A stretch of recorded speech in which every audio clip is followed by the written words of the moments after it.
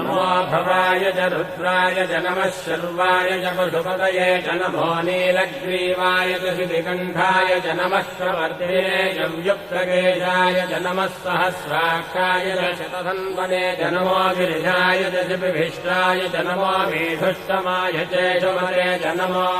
ह्रस्वाय च वामनाय च नमो बृहते च वर्षीयते च नमो वृद्धाय च संवृद्धने च नमो अग्र्याय च प्रथमाय च नमो आशवे चाजिराय च नमः शीघ्रियाय च शीघ्राय च नमः ऊन्याय चावस्रन्याय च नमः स्रोतस्याय च द्वीत्याय च